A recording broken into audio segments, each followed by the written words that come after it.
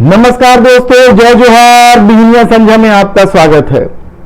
छत्तीसगढ़ में कुमारी शैलजा जो कांग्रेस की प्रभारी है ने अचानक बैठक ली।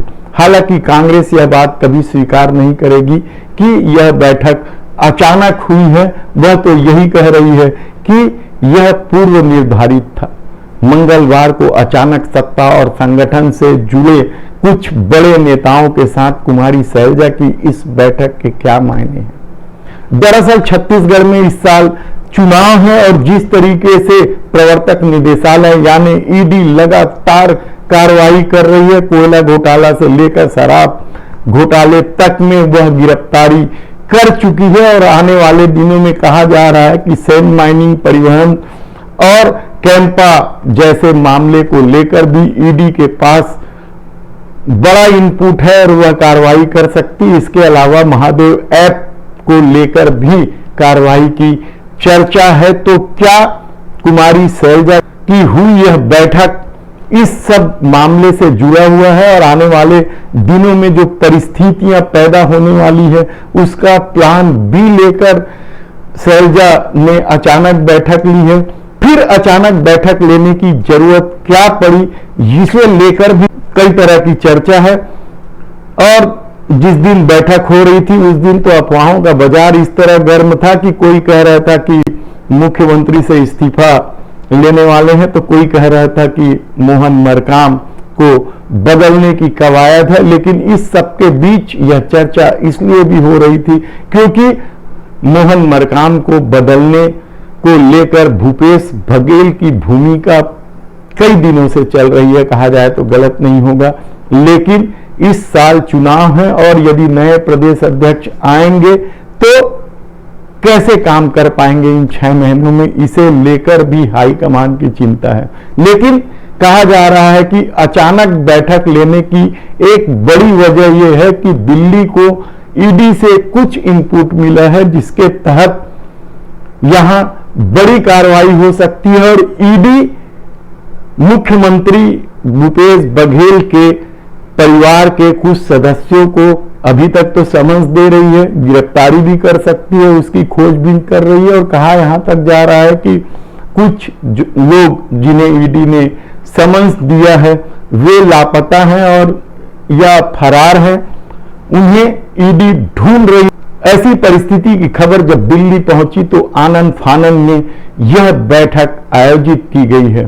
तो क्या कोयला घोटाला और शराब घोटाले की आंच दिल्ली जा पहुंची है? वहां के कुछ नेताओं को भी समन्स दिए गए हैं, ईडी पूछताछ के लिए बुला रही है। ऐसे कितने ही सवालों के बीच कांग्रेस ने तो कह दिया है कि दरअसल यह गिले शिकवे दूर करने की बैठक थी और मंत्री और संगठन से जुड़े लोग जो भूपेश सरकार के कामकाज को लेकर नाराज थे उन्होंने जमकर भड़ास निकाली।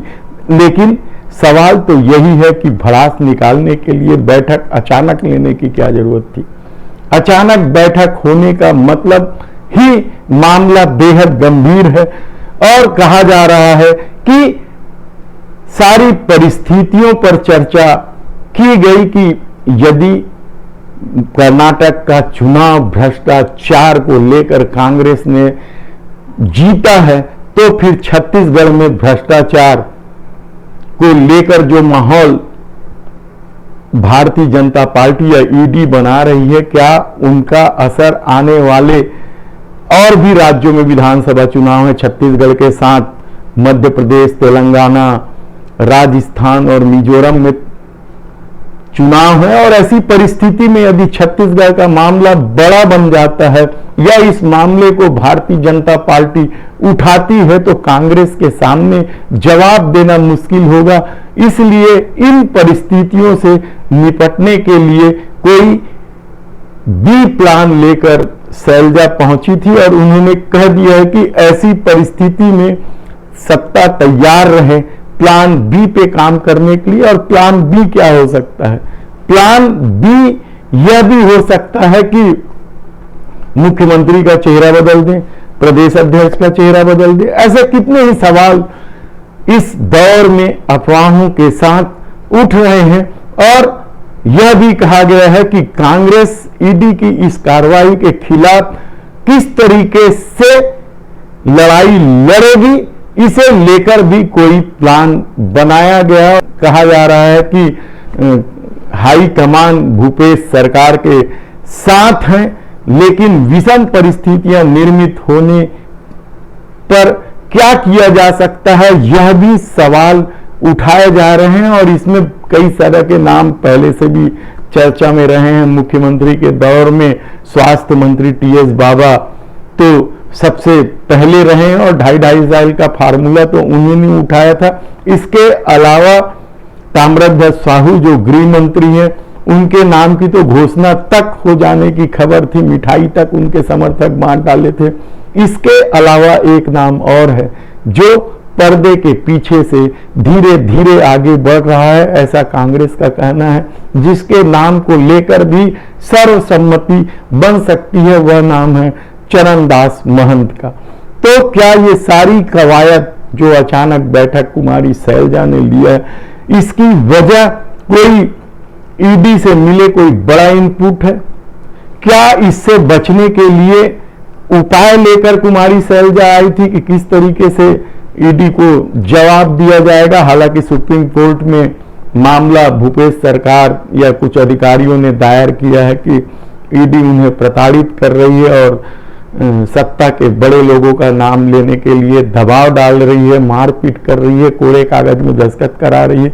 ऐसे कितने ही सवालों को लेकर यहां कई तरह की चर्चा है। और छत्तीसगढ़ के मुख्यमंत्री भूपेश बघेल तो खुलकर ईडी के खिलाफ सामने आ गए हैं। उन्होंने ईडी के खिलाफ जमकर प्रहार किया है और इस पूरे घटनाक्रम में उन्होंने भारतीय जनता पार्टी को भी घेरने की कोशिश की है। इसके अलावा सत्ता और संगठन की तरफ से डॉक्टर रमन सिंह के कार्यकाल में जो 15 साल के मुख्यमंत्री का कार्यकाल था, उस दौरान हुए घपले घोटालों की सूची भी जारी कर रही है। अलग बात है कि उन्होंने इस मामले में ज्यादा कुछ नहीं किया और अभी भी जब सवाल उठते हैं तो केवल जो नान घोटाला और चिट फंड घोटाला है, जिस पर ईडी की कार्यवाही बेहद धीमी है, उसी पर बात करते हैं। लेकिन जिन घोटालों पर भूपेश सरकार खुद कार्रवाई कर सकती थी, उन घोटालों पर भूपेश सरकार ने क्या कार्रवाई की, इसका जवाब न तो सत्ता के पास है न संगठन के पास है। अब जरूर चुनाव के समय और उसके बाद चुनाव जीतने के बाद कांग्रेस ने डॉक्टर रमन सिंह और उनके परिवार के कई सदस्यों और रिश्तेदारों के खिलाफ मामले उठाए थे और उन पर जांच की बात जरूर कही थी। लेकिन अभी तक उन मामलों में क्या हुआ यह कहना बेहद ही कठिन है। लेकिन सैलजा की अचानक बैठक यूं ही नहीं थी। आप यकीन मानिए कि कुछ बड़ा छत्तीसगढ़ में होने वाला है और क्या कुछ होगा हम आपको आगे बताते रहेंगे। धन्यवाद।